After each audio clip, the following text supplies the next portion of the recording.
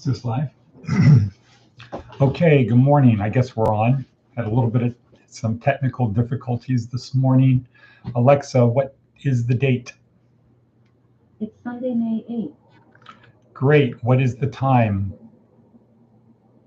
Alexa, what is the time? The time is 7 a.m. Good. And what is today? Hint. Alexa, what is today's holiday? Today is Mother's Day, and I'm celebrating moms with a nicely wrapped gift. Literally. Just ask me for a Mother's Day wrap. Not going to do it. Okay. I might be dumb, but I'm not stupid. Alexa, what is the weather like? In Pahrump, there's a high wind warning in effect Sunday, May 8th from 11 a.m. to 11 p.m. The current weather is 62 degrees Fahrenheit with clear skies and sun. Today's forecast calls for more of the same, with a high of 79 degrees and a low of 45 degrees. Okay, cool. There we go. Good morning, people. We're a minute and 24 into it, just getting started. Today is Sunday. As you know, it's Mother's Day. And here we are in lovely Pahrump. And you might notice it's kind of quiet out there. Why? It's Sunday. People are relaxing, except for those of us who are up making things happen or trying to make things happen. So what we're trying to do here at Thriving Warrior is to help people move from where you are to where you want to be. And our horizon starts at 3 years. Where do you want to be 3 years from now? Where do you want to be 3 years from now? And then we're going to work our way back to what do you need to do to get in alignment with where you want to be 3 years from now. I was listening to a video yesterday by Jordan Peterson talking about how far out should you think. You know, it doesn't really do much good for your career to just be thinking in terms of the end of the day. And 20 years is far too long because we don't know what it's going to be like in 20 years. No one has any certainty of what it could be. We could be, on one hand, we could be heavily computerized, augmented reality, or we could be living back in mud huts. We don't know. We just don't know. And so you can't really plan for that. Too many variables out of our control. But 3 years is a thing that we can shoot for, and making basic assumptions along the way. And one of the assumptions is education, because if we start from the premise of there's three stages in life: learning, earning, and yearning.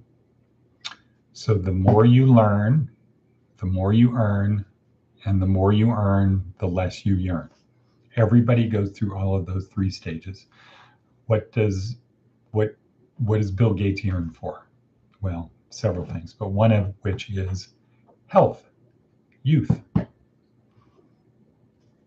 My hunch would be if Bill Gates could pay $50 billion to have the clock stop on his life for 10 years, he would gladly pay it, because he would say, I'll get the money back.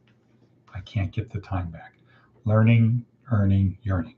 Unfortunately, most people, and the good news is most people don't know that sequence: learning, earning, yearning.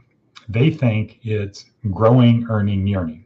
So you're older and you go out and earn, and they discount or have no idea about the value of learning, of how much more valuable you are when you know more and when you can do more. Not just brute labor to somebody to throw into doing a job, because there's a lot of people who can do the brute labor stuff. There's very few people who can think. And that's what it takes, is thinking. So learning, earning, yearning. We're trying to reset the clock. We're trying to give adults the opportunity to go back and learn. What's the problem? The problem is people are too busy trying to earn. They don't have time to learn. They're too busy running on the rat wheel of life to be able to learn so they don't have to run on the rat wheel in the future. They don't think they have time to learn. And to an extent that's true, but it really comes down to habits, because if you set time aside every day, 1 hour of Coursera per day, 1 hour of doing our coursework per day, the apprentice course sets you up for Coursera, Coursera sets you up for your career sets you up for life. If you spent 1 hour a day on our apprentice course and you finished it, you would have the habits needed to spend an hour a day on Coursera. But what do we do instead? Smoke, go outside, smoke, relax, watch TikTok, watch stupid things, we live vicariously, we watch TV and live vicariously, living through other people. Our brain sees something on TV and we feel good watching it, or we feel scared because we map ourselves to that person. So my life sucks, but I have a favorite TV show. And boy, I feel good after I watch it. And that compensates, that balances out my life sucking. Well, another alternative would be to have the discipline to develop the habit to study an hour a day. And if you study an hour a day, you're going to learn. And if you learn, then you have a better opportunity to learn.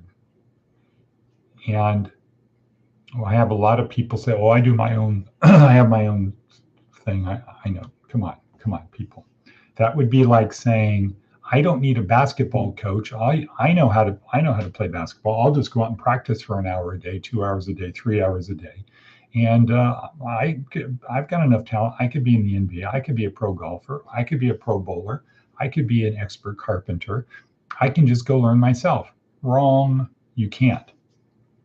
You need in the case of education, curriculum that somebody else has developed. Because if you don't know anything, how are you going to know what you need to know? How are you going to develop a curriculum if you don't know? Well, some people did. So the greatest example of that is Abraham Lincoln.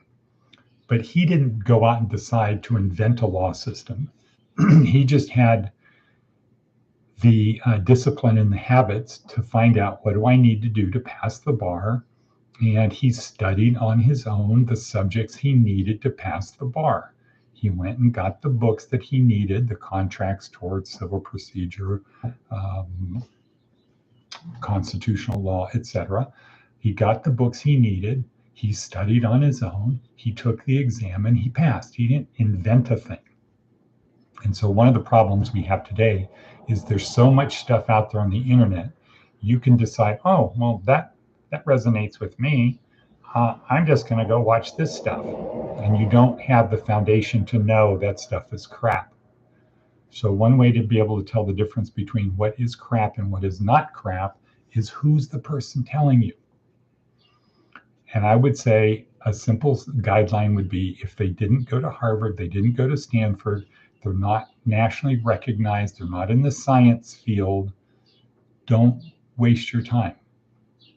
Because, so for example, we have a lot of people say, yeah, it's been proven that there's these energy waves that permeate the universe and we all are attuned, part of it, and all we need to do is tune our frequency to that and everything will come to us.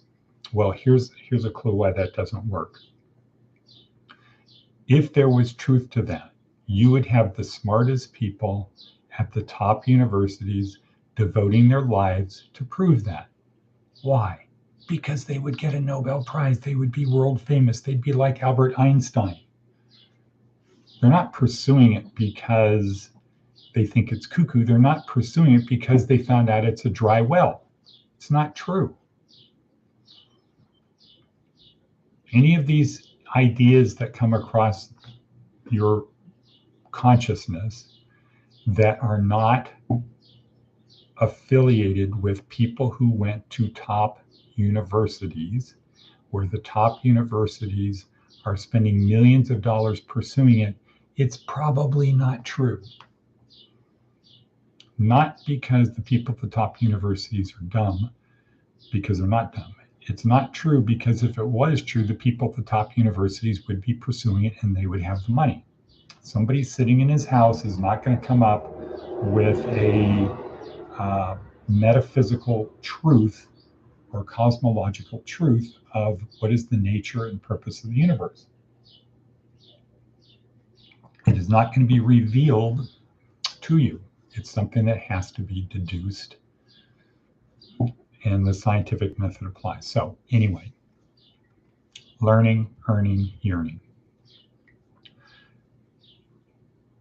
Now, what is the point? Oh, so we're at 10:48. I got to wrap this up.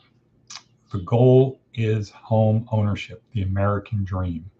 What is the value of owning your house? I saw another video on that this morning from PragerU. Simple answer, one word answer, dignity. Dignity. You own your house, you have dignity. It makes you feel good. It's yours. I own it. I have reached that status level in society where I own my house. We are making it available for you to do that. Thursday, we were with Boxable. Friday, we were up here. When I say we, I mean Valerio and Davide. And we were here meeting with Frank Esposito regarding 20 acres of land upon which to hatch the American dream, where for $700 a month, you can own your own starter home.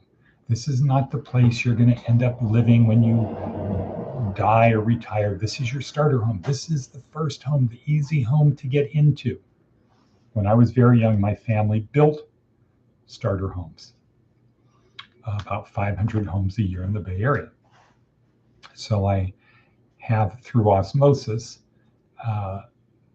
a kinship with the value of starter homes and how it changes people.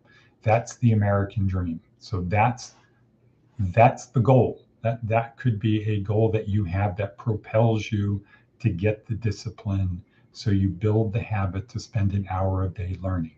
You can own a home. More to follow from Boxable and Valerio and all people who are interested in this, the American dream. That's what we need to get back to. Instead of tearing down what other people have, let's focus on having our own home. Okay, so we are at 12:55, Navy SEAL Maxim. I do this not because I don't remember what it says. I do that to help trigger in your brain. When I do that, you're going to think, oh, yesterday was the only easy day. Did it work? I'll do it again. Yesterday was the only easy day. Let's get out there and make something happen. And I want to acknowledge again all of the people who are doing the stuff that they're supposed to do and cut.